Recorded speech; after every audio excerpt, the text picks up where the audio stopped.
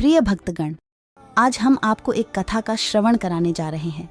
इस कथा को सुनने मात्र से ही आपके जीवन में सुख संपत्ति और धन की वर्षा होगी। तो प्रिय भक्तगण, आज की शिव कथा बहुत खास और जीवन बदलने वाली है, इसलिए इसे पूरे मन, ध्यान और दिमाग से सुने। प्रिय भक्तगण, अगर आप इस कथा को सुन रहे हैं, पूरा सुने, इसे आधा अधूरा छोड़ने की गलती न करें, क्योंकि इसे सुनने से आपको मनचाहा फल की प्राप्ति होगी। अगर आप शिव भक्त हैं तो भोलेनाथ का अनादर न करें। एक बार माता पार्वती ने भगवान शिव से कहा कि प्रभु, मैंने पृथ्वी पर देखा है कि जो व्यक्ति पहले से ही अपने प्रारब्ध से दुखी है, आप उसे और ज़्यादा दुख प्रदान करते हैं, और जो सुख में है आप उसे दुख नहीं देते हैं। भगवान ने इस बात को समझाने के लिए माता पार्वती को धरती पर चलने के लिए कहा, और दोनों ने इंसानी रूप में पति पत्नी का रूप लिया और एक गांव के पास डेरा जमाया। शाम के समय भगवान ने माता पार्वती से कहा कि हम मनुष्य रूप में यहाँ आए हैं, इसलिए यहाँ के नियमों का पालन करते हुए हमें यहाँ भोजन करना होगा। इसलिए मैं भोजन की सामग्री की व्यवस्था करता हूँ, तब तक तुम भोजन बनाने की व्यवस्था बनाओ। भगवान के जाते ही माता पार्वती रसोई में चूल्हे को बनाने के लिए बाहर से ईंटें लेने गईं और गांव में कुछ जर्जर हो चुके मकानों से ईंटें लाकर चूल्हा तैयार कर दिया। चूल्हा तैयार होते ही भगवान वहां पर बिना कुछ लाए ही प्रकट हो गए। माता पार्वती ने उनसे कहा, आप तो कुछ लेकर नहीं आए, भोजन कैसे बनेगा?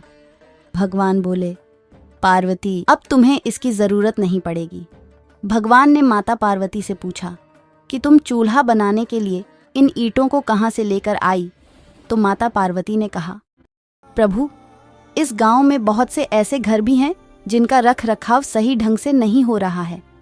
उनकी जर्जर हो चुकी दीवारों से मैं ईंटें निकाल कर ले आई।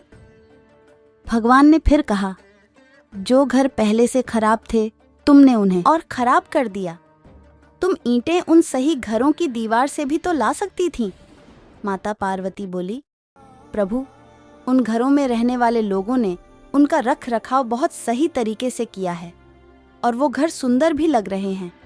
ऐसे में उनकी सुंदरता को बिगाड़ना उचित नहीं होता। भगवान बोले, पार्वती, यही तुम्हारे द्वारा पूछे गए प्रश्न का उत्तर है। जिन लोगों ने अपने घर का रख रखाव अच्छी तरह से किया है, यानी सही कर्मों से अपने जीवन को सुंदर बना रखा है, उन लोगों को दुख कैसे हो सकता है? मनुष्य के जीवन में जो भी सुखी है वो अपने कर्मों के द्वारा सुखी है, और जो दुखी है वो अपने कर्मों के द्वारा दुखी है। इसीलिए हर एक मनुष्य को अपने जीवन में ऐसे ही कर्म करने चाहिए कि जिससे इतनी मजबूत व खूबसूरत इमारत खड़ी हो कि कभी भी कोई भी उसकी एक ईंट भी निकालने न पाए। प्रिय बंधुओं व मित्रों, यह काम जरा भी मुश्किल नहीं है।